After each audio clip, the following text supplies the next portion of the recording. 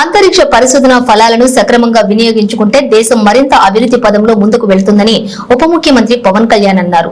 అంతరిక్ష విజ్ఞానంపై విద్యార్థి దశ నుంచి అవగాహన పెంచుకోవడం అవసరమన్నారు.